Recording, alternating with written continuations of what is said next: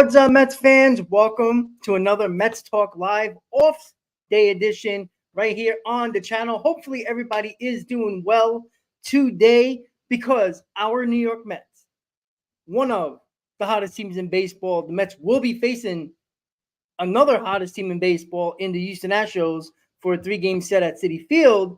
But our New York Mets battled, fought, scratched their way back to 500 after being 11 games on the 500. And they found a way to fight back, come back, and get to 500. And the work now gets started. The real work gets started. Because where they are right now, you see the standings in the wild card, right? A game and a half out of a wild card spot for the second and third wild card spot.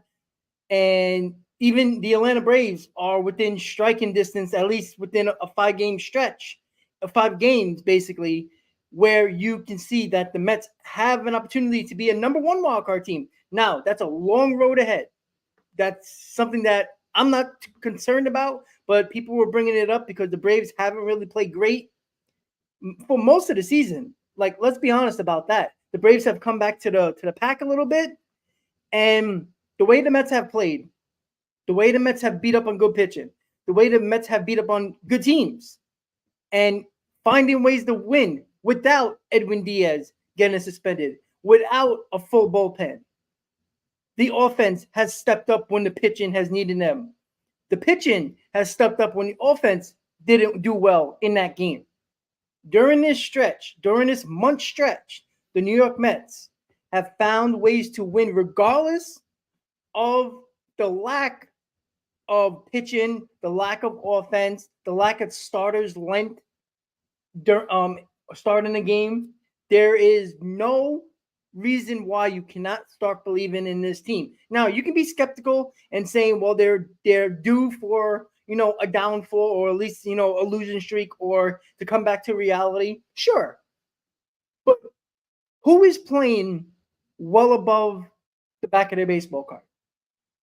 Is it JD Martinez? Is it Francisco Lindor, Pete Alonso, Jeff McNeil, Nimmo? A lot of these guys, if you look at the back of their baseball cards and look what they're doing right now, it's basically what they usually do in their careers. So what we talked about with this lineup was if they play to the back of their baseball cards, this team will be fine. The problem is for about 60 games or so, they didn't do their jobs. So they're doing what we thought they were supposed to do with this offense and play to the back of their baseball cards, and that's what they have done. They haven't overperformed. It's not like Lindor is doing something that is insane and you never seen on the back of his baseball card and playing well over his means, or Pete. And can we be honest? Pete Alonso and Jeff McNeil, and Pete Alonso hasn't been that good either. And this is a guy that, is one of our big boppers in Atlanta. I would say he's been, he's been slightly okay.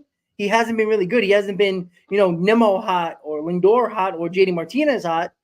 And we're winning ball games despite Pete Alonso still really haven't had that big hot streak where he'll hit like 4 home runs in a week and just have like a 2-week stretch where he's insane. He really hasn't had that.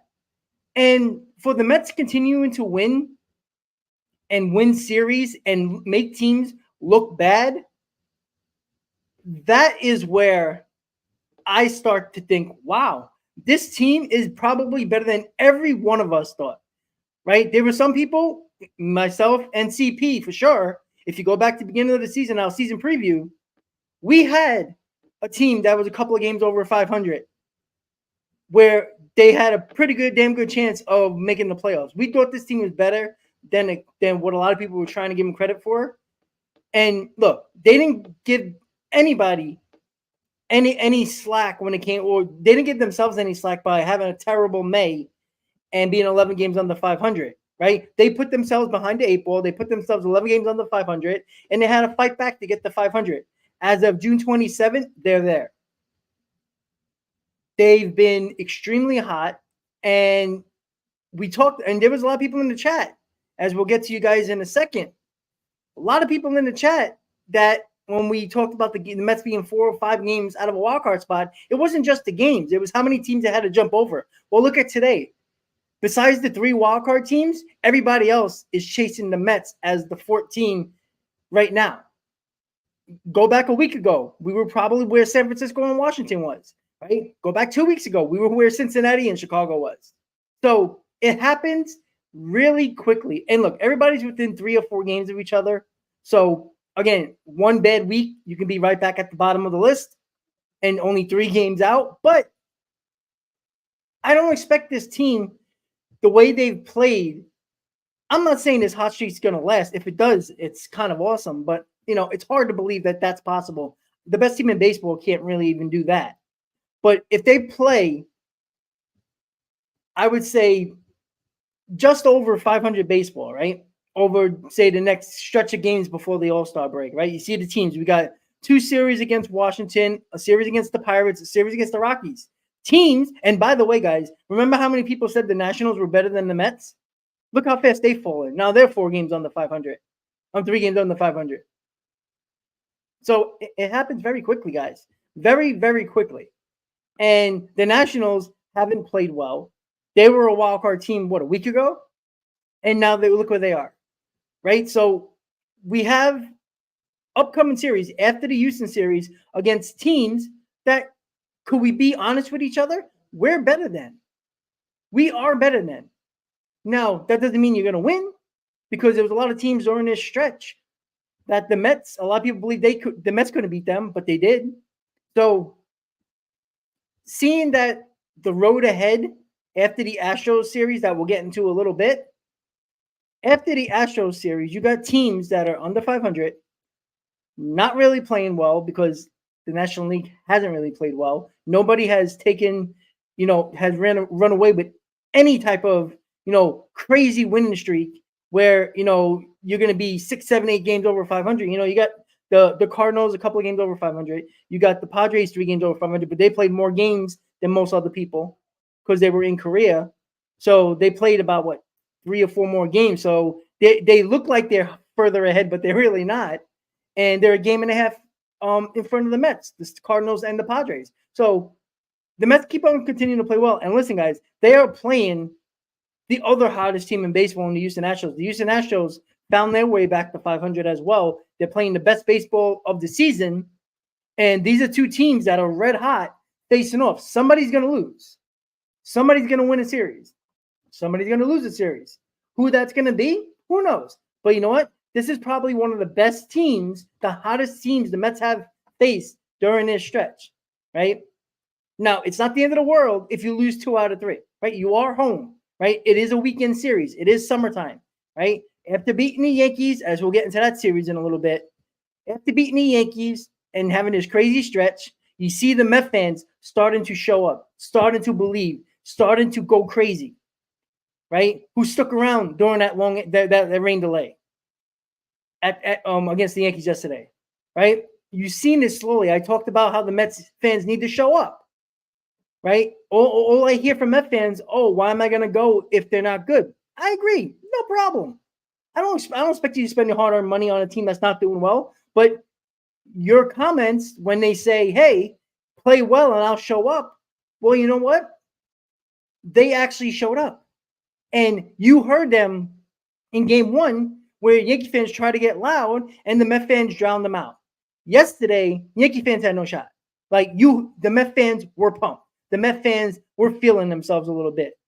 And again, this doesn't mean that they're better than the Yankees or better than top teams in the National League or the American League. That's not what I'm saying. I'm saying that this team found life from somewhere. Everybody can talk about Grimace. Everybody can talk about the player meeting that Lindor set up and what JD Martinez said to the team. Who knows? You know what it comes down to? They've played better. That's it. That's it. They've played better. They played to their capabilities, at least the lineup. Because the starting pitching has been, let's be honest, average. Better is probably a stretch, but they've been serviceable enough where they keep these teams in game, keep the team in games, right? Even with the struggling bullpen. When you need the bullpen to come up big, they do. even them have been struggling. So it's funny. We were talking about it. Chris was talking about it. I was talking about it. We were talking about it on the roundtable. The key to beating the Yankees is don't let Aaron Judge and Juan Soto beat you, right? The Mets, luckily, they had big enough leads where the Aaron Judge home runs didn't really amount to nothing, to enough to come back and win a ball game. But you've seen how short of a lineup or lack of depth in the lineup the Yankees are. Regardless of injuries, I don't want to hear that, because even with that, they weren't scoring runs either when Rizzo was still there and other guys were healthy, right? I don't want to hear that excuse. I really don't. I really don't, because I could have said, well, the Mets were going through a stretch when they didn't have Alvarez, but people left. So after Juan Soto, and I'm going to put Volpe in there because Volpe has been really good. From 1 to 3, you can't let those guys beat you. And the Mets pitching, who didn't go deep into go, Manaea didn't go deep, right? Both our left-handers did not go deep in this lineup at all. In the rotation at all, the starters against the Yankees. Not at all. But you know what? They got out of jams when they needed to. That's important. Peterson played Houdini in the first inning. Manaea played Houdini in the first inning, right? Those type of, look, they put themselves in that predicament by walking guys, not throwing strikes. But you see what they did? They didn't let Aaron Judge or Soto cause damage at the plate with runners on. They let Torres, they let Verdugo, they let LeMahieu beat them, and they couldn't do it. And you know what? It wasn't a strategy to load the base, to load the bases. Right? That's not a strategy. If that's a strategy, the team, whoever says that's a good idea, is got to be fired tomorrow. But to show and to not let them score any runs in both games, early in the ball game, where the momentum could have clearly shifted, they held it down during those tough early innings. And I think that's important to realize that, yeah, the depth's not there, and that's a problem. But is it? Now, we can talk about taxing our bullpen all we want, but David Stearns is going to, during his 10-game suspension with Edwin Diaz and with Smith being out, that's a huge problem because he was pitching well for us. We don't know what his status is going to be. You're going to see a lot of interchanging parts. You're going to see a couple of guys move in and out of this bullpen from the minors to the majors because you got to bring in fresh arms. And that's the important thing, right? They don't have to be really good. They got to be serviceable enough where you can use that arm in spots, right? You see what Mendoza did the last 2 games, right? He was trying everything to mix and match, doing what he needs to do to win a ball game. Yesterday, I mean, my God, like we had a big lead, but like there was nobody available to pitch. Like that's how crazy. This is how crazy it's been. And this off day is going to be very, very helpful to us because we are playing the Astros. And you see the pitching matchups. We've got Quintana, McGill, and Severino. Severino and Quintana has pitched really well, right? Quintana over his last 2 starts pitched very well. Severino obviously has pitched really well. The big game against the Cubs. And Tyler McGill, well, this might be his last start in the majors. He might get sent back down to AAA, or he might go into the bullpen since the Mets need arms. Tyler McGill, this is probably his last opportunity to remain in the rotation. We talked about this with Quintana 3 starts ago. 3 starts ago when he pitched badly, and it seemed like he only had one more opportunity to remain in this starting rotation. He's pitched well ever since in his last 2 starts. So Tyler McGill's in the same boat that Quintana was. You have to keep these guys accountable because it's working.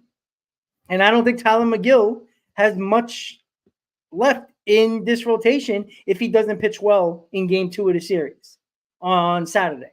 So we can look at it a lot of different ways, right? It's amazing that when you look at this starting rotation, you're like, Oh, okay. Quintana, veteran guy, nothing crazy. Tyler McGill can have it or cannot have it. Luis Severino, we know how good his stuff is, but sometimes he loses the plate and he gets himself in trouble.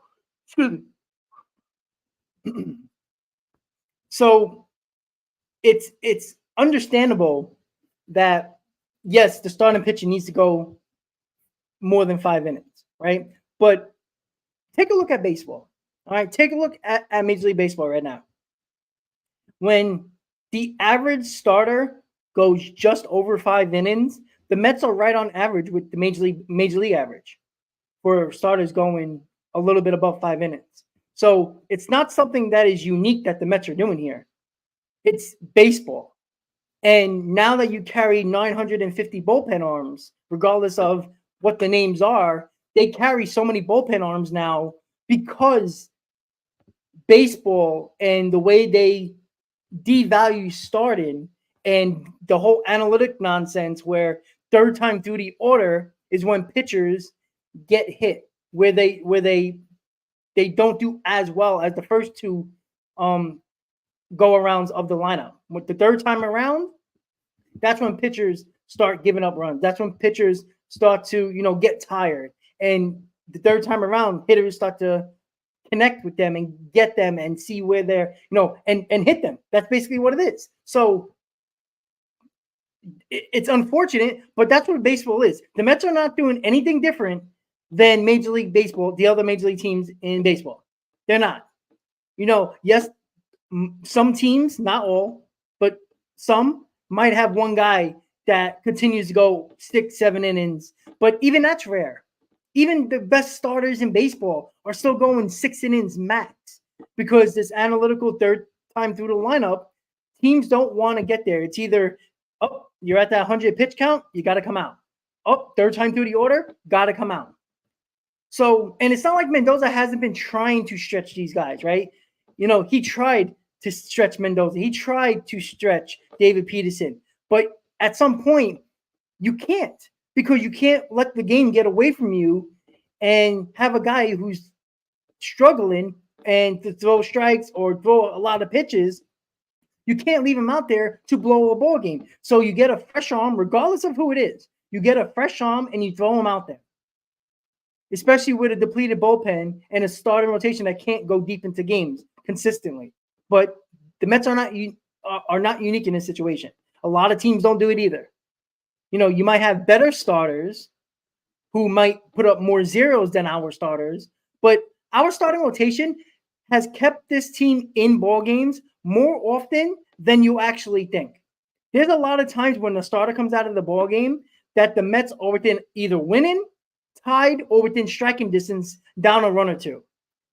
So they're doing it good enough. They're doing good enough to keep the team in the ball game. Isn't that what you ask for a starting pitcher that don't go 7 or 8 innings in every start like we've seen 10 years ago? That's what we want, right? We want the starters to keep us in a ball game. So I'm not too worried about it. I know people are, but do you see how many innings teams in Major League Baseball use of their bullpen? It's embarrassing. So the Mets are not the only ones that are doing this, they're overusing their bullpen, right? Look at the Yankees, right? They found a way to have no names work in the bullpen for years. Right now, their bullpen is absolutely terrible. It's not like the names changed. The names are the same, right? Is it overtaxing the bullpen because a lot of these guys don't go deep? Look at the Yankee starters. They haven't really gone deep either. They've been more of a 5 and 2/3 innings as well. So we kind of, because we watch our team every day and don't really pay attention to enough of how many starters go less than 6 innings, we make it more of an issue for us because we watch them every day and we see it. But every other fan base is talking about the same thing. Look at the amount of innings for teams in baseball that use their bullpen consistently, 3 to 4 innings almost every day. Every day. So a tax bullpen is everybody. Find me a team that doesn't have a tax bullpen. They all do because they have to start using them from the 6th inning on. And God forbid there's an extra inning game. So the Mets are not unique here. So, and that's the important thing to realize as well. Because that baseball is the way it is now and devalue starting pitching, even though they're paying starting pitching a hell of a lot more to pitch less, it's just the reality of baseball now. I don't like it. Most baseball fans don't like it, but you can't change the fact that they've changed their new philosophy of the analytical age tells you that you don't need the starter to go 6 or 7 innings because most of the time they're not good third time through the order. And that's what they're using. And that's what most teams, almost all of them in baseball are using. And somebody's got to win, somebody's got to lose. So when the team loses, it's because they tax the bullpen. When the team wins, it's luck. That's the way it seems, but it's not true. It's just reality. So coming up, we got the Astros. You see, we got Blanco Valdez in a TBD for Game 3, right? The Astros are hot. And I'm going to hold off on the Subway Series a little bit because at the end of the last 20, 25 minutes of the show, I definitely want to get into the Subway Series because I think it's very eye-opening for both teams what this 2-game set made a lot of people realize on both sides of New York. And we'll get to that in a second. But let me say what up to everybody. We got over 60 in the chat right now, so I do appreciate it. I want to say Duran, Stoney, El Good, Brad, and El Good, yes, I do I hate off days as well. Brad, we got Stanley, we have Daniel. Let me see. We got CP in the house, of course. We got Adrenaline. We got, who else we got here? Ricardo. We got Ethan, Christopher, Junior, Terry. All right, here we go. I see more. We got Mike, Daniel, and that's all of us today. All right. Yeah, and Mike Lewis, 100% agree, buddy. 100% agree, right? Many of those, and let me put this up on the screen, right? Many of those losses are on the bullpen, lack of offense prior to this winning stretch. Yeah. But if you go back to April, if it wasn't for the starting pitching and the bullpen, when the lineup was doing absolutely nothing, remember, we ended April at 500, and it had nothing to do with the lineup doing anything. So the bullpen was actually pretty good. Excuse me. Was pretty good in April. The starting pitching was pretty good in April. May, nobody played good. The pitching wasn't good and the offense wasn't good. And that's why we had a terrible May.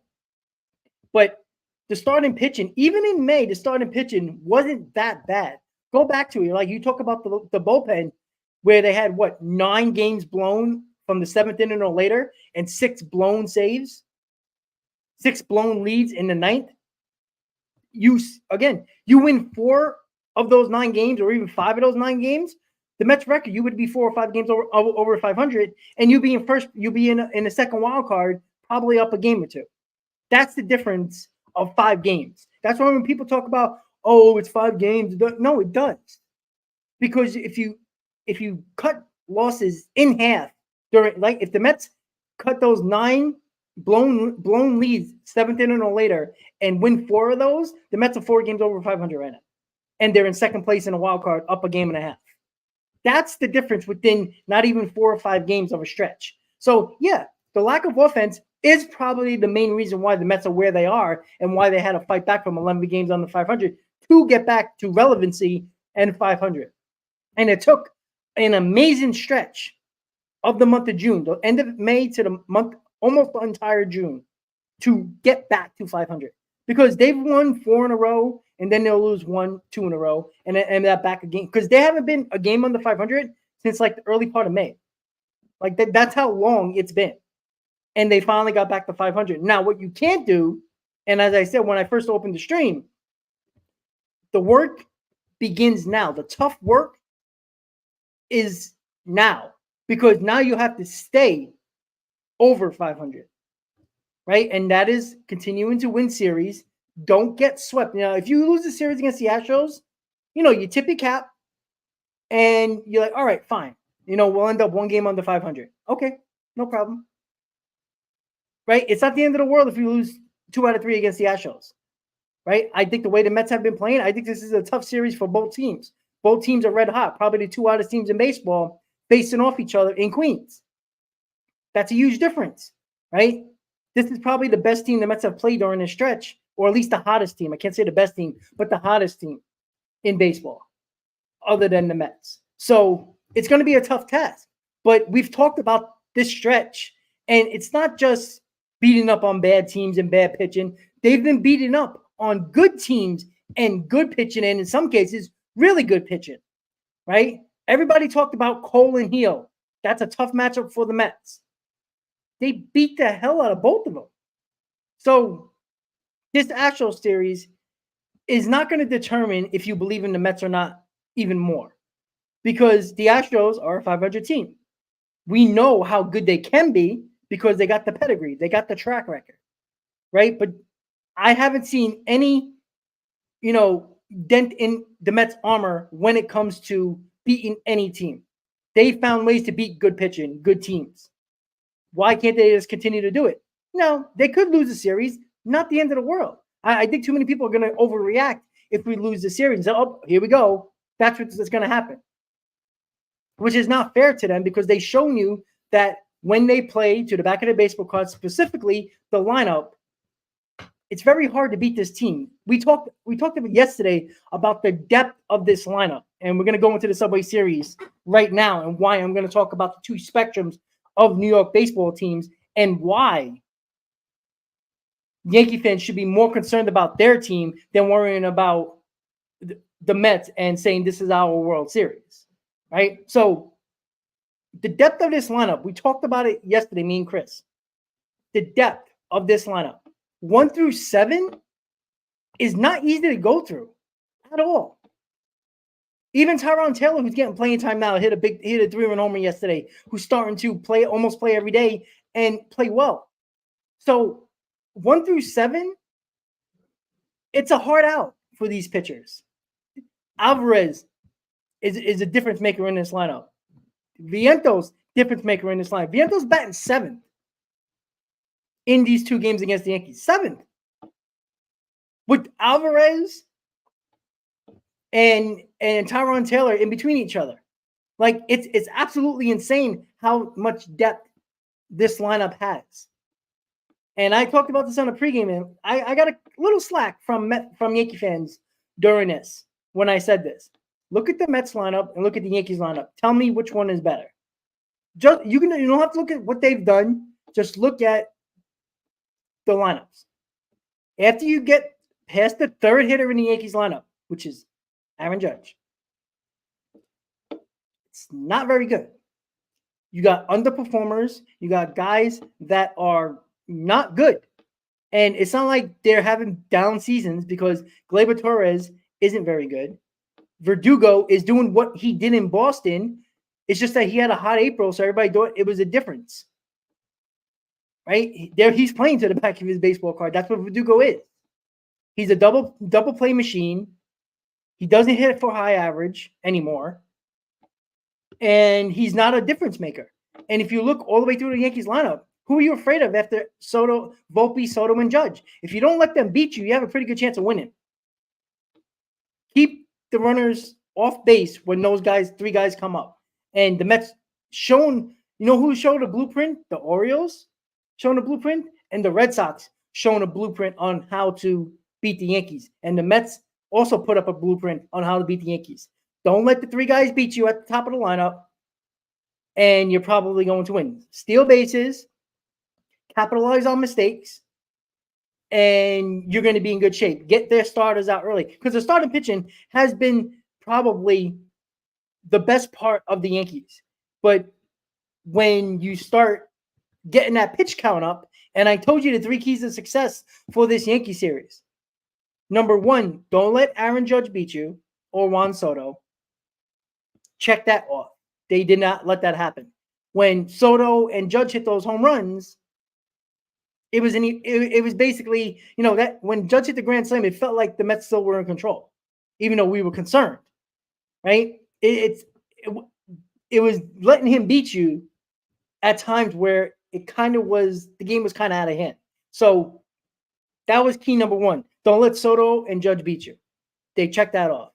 Number 2, work the pitch counts of the starters for the Yankees in Cole, who had a pitch limit, and Heel, who the Yankees are very concerned about innings limit and pitch count, and a guy who hasn't pitched well in his last 2 starts prior to yesterday, and now he didn't pitch well yesterday either. What did you do? You get that pitch count up. You get those guys out of the game early for the bullpen of the Yankees that have been struggling, who have not been that good. Check that off. Number 3, capitalize on the mistakes that the Yankees make defensively. They made a number of them, and the Mets made them pay every single time. And that's a sign of a good team, and that's a sign of the crosstown rivals having a lot more issues than people really want to talk about until, let's be honest, the last week they've been starting to realize that the Yankees might not be as good as their hot start. This is reminiscent of a couple of years ago where they were red hot for a month and a half, and then they slowly came back down to earth because they weren't really that good, right? Juan Soto was playing out of his mind, right? Even with Aaron Judge doing what Aaron Judge is doing at like a clip, 30 home runs already, over 70 RBIs. Like, this guy's a monster. Best player in baseball by far. And the Yankees still don't have enough. Now, you could talk, even Juan Soto's having a really good season, but again, you can't just have 2 guys. I talked about this with the Mets, right? Why it's so disappointing about the Mets core 4, because if they play well around the same time, this team is dangerous, and they're doing that right now. It's hard to beat this team when your top 4 hitters, now top 5 with Alvarez, is not even Pete Alonso. He's not red hot, but the guys around Pete Alonso has been, pretty okay, but not the level that we could see Pete Alonso have a hot stretch for 2 weeks and go crazy. We're doing that with the okay Pete Alonso, which is still pretty decent, but it's an okay Pete Alonso with everybody else around him at the top of the order, red hot. And we've really never seen, even in 2022, if you go back, it was like 1 or 2 guys every couple of weeks that would be red hot to pull this lineup ahead and get those W's, right? The Mets were winning a lot of games in 2022, one because of their pitching, and the offense, who didn't hit a lot of home runs, were, putting a ton of hits together and scoring runs that way. This team is much different. They're doing those. They're getting those runs by clutch hitting without hitting the home run. They're getting, that timely hitting, that sac fly. But they're also hitting the ball over the wall with runners on base, which is something the team was lacking that we talked about earlier in the season, that they don't hit home runs with men on base. We talked about it with Lindor and Alonso.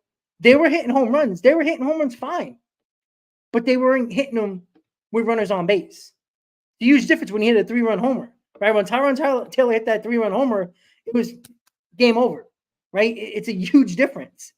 And that's the other thing as well, right? How the depth of this lineup continues to just battle. Even when they lose games, you don't feel like they're out of it.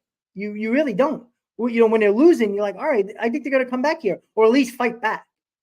And that's the other important thing we always talk about, right? What we wanted to see from this team, because when you're 11 games under 500, you're damn sure fans are going to start talking about sell mode and the trade deadline. Well, we're 5 weeks out, a little under 5 weeks out, or about 5 weeks out until the trade deadline. Right now, a lot of people believe the Mets are buyers.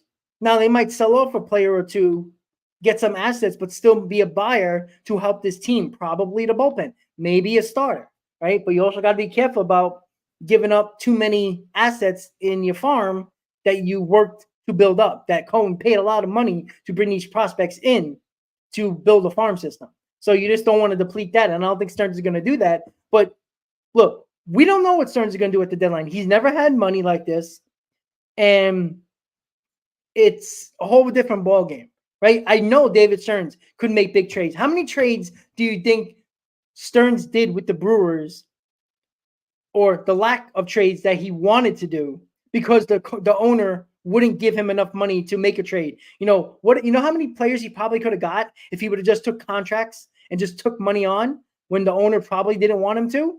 So we always talk about Stearns and any GM where we realize there's somebody in the background, like the owner, telling them, hey, I'm not adding money to this payroll.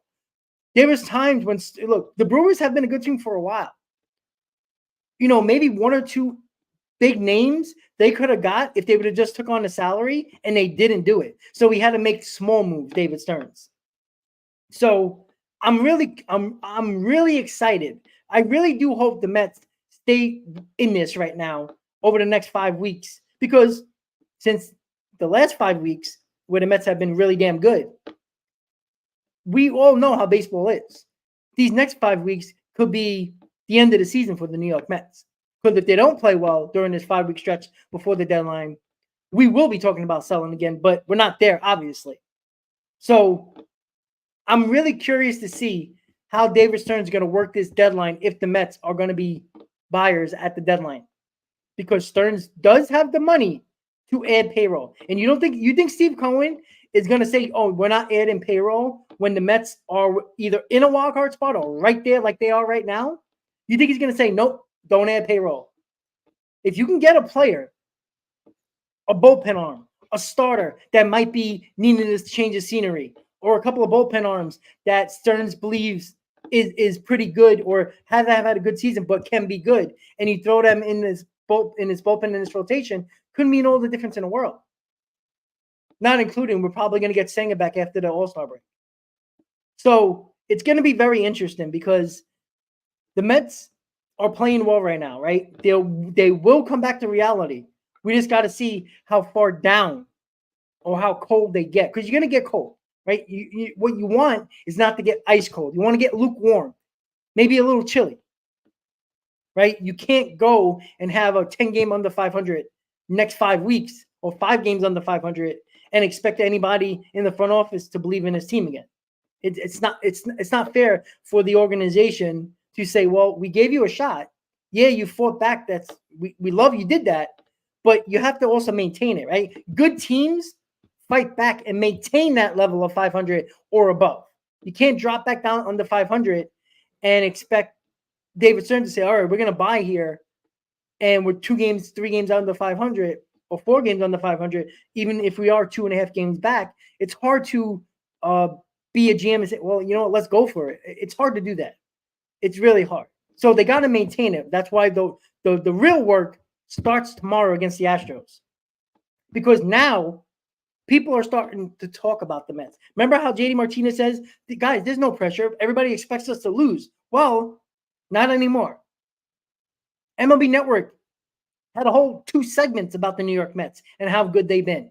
So baseball, around the circle of baseball, are talking about the New York Mets. Met fans are starting to believe and starting to get confident and starting to talk about, we expect to win.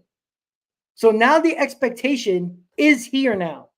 You're expected to win every time you take that field. Obviously, it's baseball. You fail more times than you actually succeed.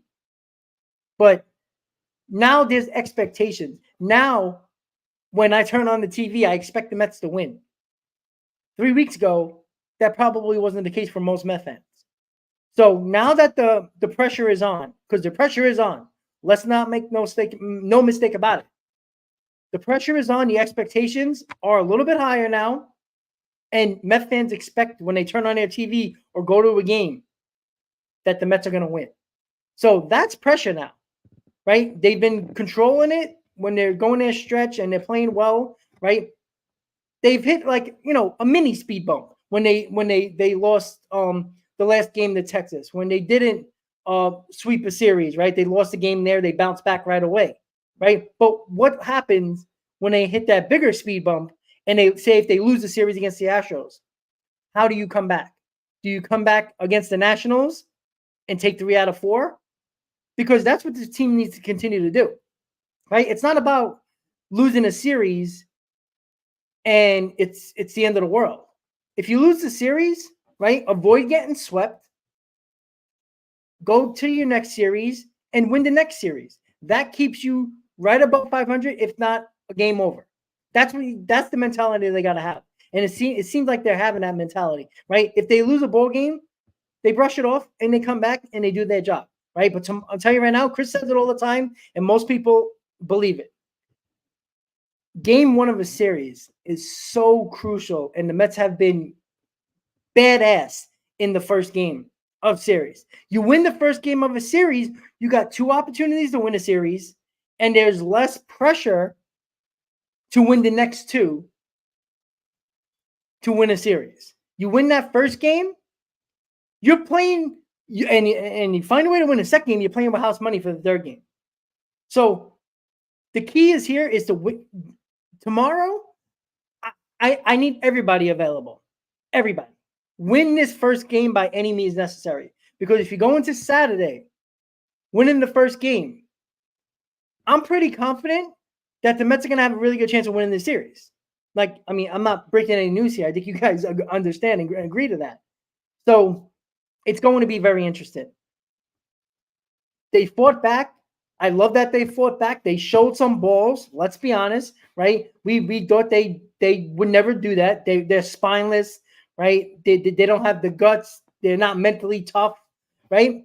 They're proven, including myself, they're proving us wrong right now. But when they were going through this winning streak and this hot streak, JD Martinez was 100% right. People expected them to lose. People didn't have no pressure on them. Everybody expected us to lose every game and not play well. So it's easy when the pressure is not on.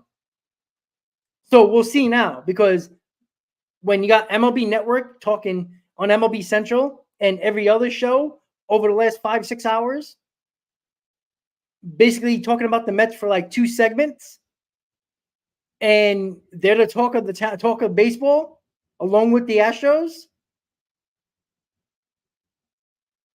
it's a lot of expectation now. There's pressure on you guys now, right? You can't fold under it no more. People are going to believe that this core is once again mentally soft. And you would be okay to believe that. But right now, they're proving most of us wrong, or the majority of us wrong, including myself. Can they maintain it?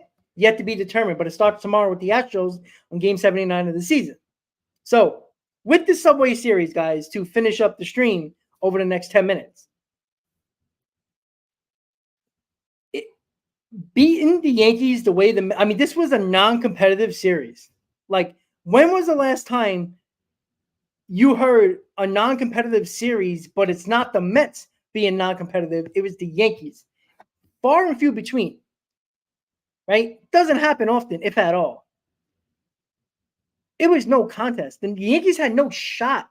After the first inning, ball game over. Like, can we be honest about that? The Mets manhandled the New York Yankees.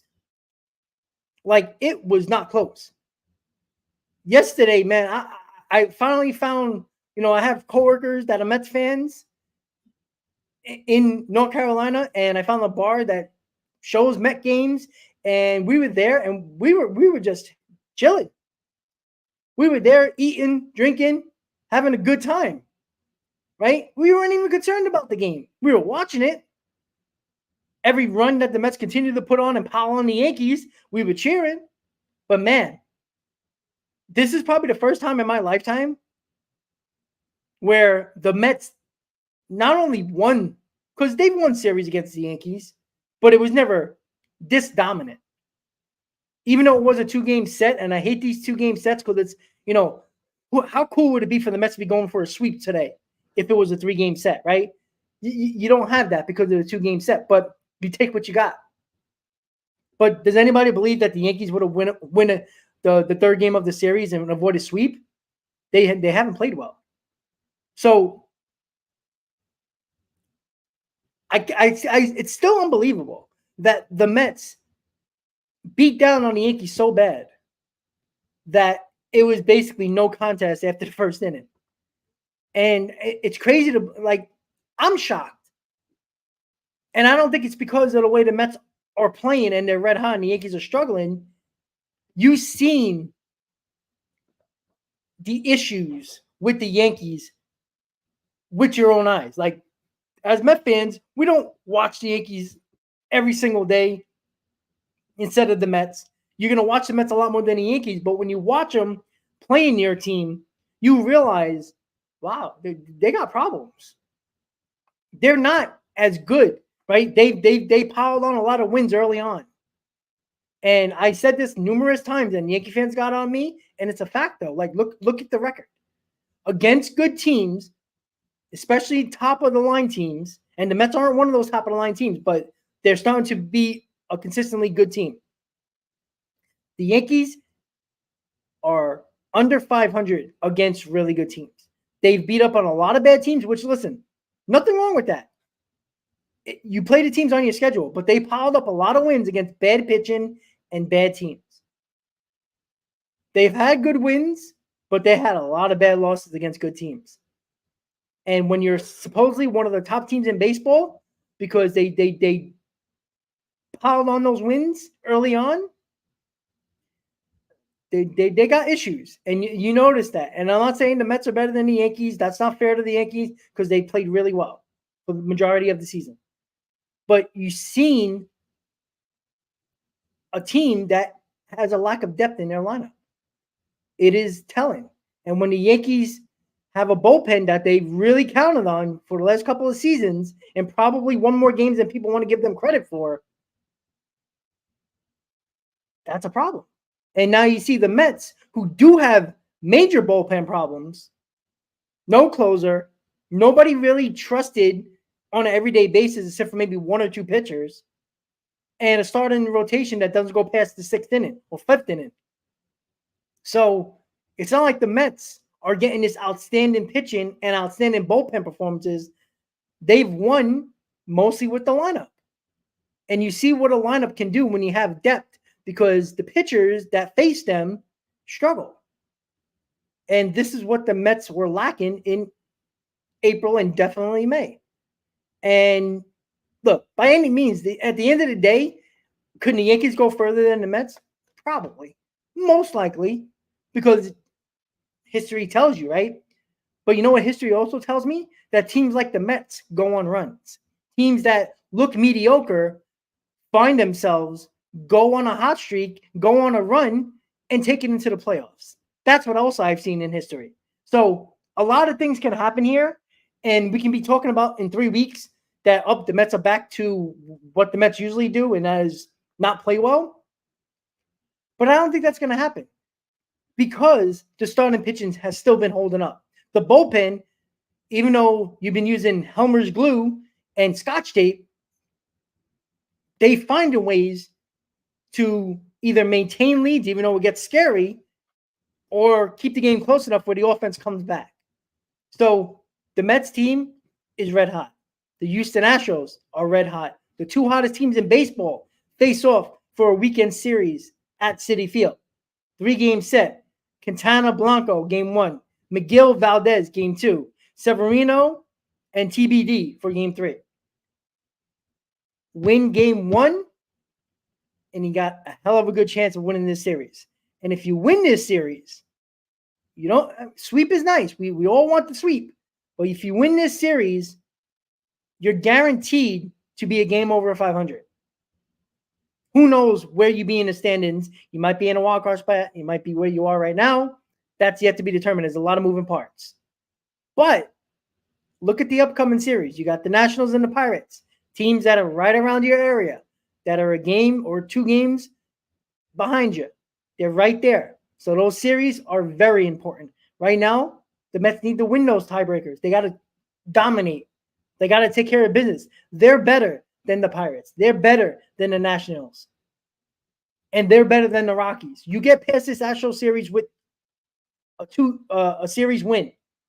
You got about 15 more games against those 3 teams at the bottom of your screen in the upcoming series box. You got teams you're better than. And that's where you can pile on the wins prior to the All-Star break. And that leaves another 2 weeks closer to the deadline. That's what the Mets have to do. If they remain playing pretty well, you don't have to be red hot. You got to maintain winning.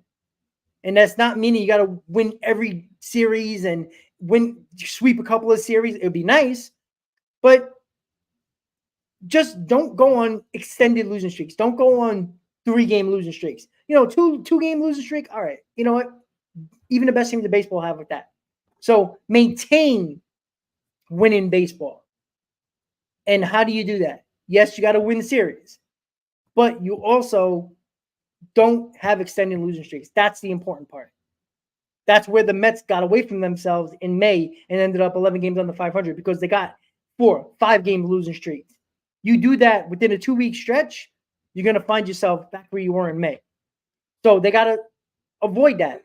And this is going to be a tough series. It's not the end of the world if the Mets lose this series. You lose 2 out of 3, you're a game under 500. Not the worst thing in the world. Don't get swept. Because you got teams that you're facing next that you're better than. And if you can pair up those wins with those teams, man, if the Mets win this series against the Astros and finish up the next 4 series, 2 series against Washington, 1 against Pittsburgh, 1 against Colorado before the All-Star break. If they finish up, they got 3, they play a 4-game stretch. So that's 7. That is 10, 13, 16 more games prior to the All-Star break. Can they go 10-6? Because 10-6 is not great. It's pretty decent. But if you go 10-6, that's 4 games over 500, as we are 500 right now. So if you go 10-6, or even if you go 9-5 or 9-7, you're 2 games over 500. Play 500 baseball, even a little bit over 500 baseball. You're going to be over a 500 team at the All-Star break. That's where the Mets put themselves now, where they don't have to be extremely hot to maintain relevancy. If they end up 500 in a 16-game stretch, 8-8, you're still at 500. You're probably going to be right around the wild card spot, most likely, because nobody's really running away with this. So you play 500 baseball, that's cooling off a little bit after your hot streak. But if you play a little bit better and play lukewarm and be, 9-7, 10-6, oh my God, better than that. You're going to be a few games over 500, and now you got to play well under 500 to not be over 500. That's where the Mets put themselves, where they can have a 500 next 2 weeks before the All-Star break and be a 500 team still, which is okay. Now, you'd probably be disappointed because it would be nice to be a couple games over 500, but that is something that the Mets couldn't go 500 when they were 11 games under 500 because they would be right where they were in the middle of May. So they put themselves in a great position here and fought their way back to 500, where if they play 500 over this next 2 weeks, all right, not exactly what we planned and what we want, but being 500 from where they were 4 weeks ago, at the All-Star break, I would take that. Now, we want to be greedy, and anything over 500 is cherry on top right now because of where the wild card is. So it starts tomorrow with the Astros. This series is obviously important because of where the Mets are right now and how hot they've been playing. But they're playing one of the hottest teams in baseball as well. So find a way to win like the Mets have been doing against good teams and good pitching. Do it again against the Astros. You're home. Met fans, it's summertime. The Mets are playing well, and you're facing a really good team. Met fans, be loud. You're going to show up. I expect you guys to show up. I don't question it right now. You show up. There's got to be a lot of fans there the next 3 days before we go on a road trip. Be loud. Believe in this team. And this team is going to continue to do what they need to do. I actually believe that now. It took me a while. It took most of us a while. But I believe in this team now. Now, that doesn't mean they're going to go on a run and win the World Series. I cry. I tell you that much. But I feel confident that this team, with the lack of starting pitching or the lack of length from the starting pitching and the bullpen that is scuffling, that isn't really that good. They're still finding ways to keep their lineup within striking distance if they're down or they're tied, or maintaining leads with a bullpen of a ton of different arms with a ton of injuries. So with that said, guys, I'll see you tomorrow for a Mets pregame before the Astros game. Mets are 500. They're back. They fought back to relevancy. Now you got to maintain. That's the next step and the next added pressure. Can they handle it? I believe they can. We'll see if I'm right. We'll see if we continue to believe. We see if we still play well. With that said, guys, thank you for tuning in to this off-day edition of Mets Talk Live. Everybody, I appreciate you hanging out with me today on this Thursday. Have a great night. Let's go Mets, and I'll see you tomorrow for Mets pregame. Have a great night, guys. Let's go Mets.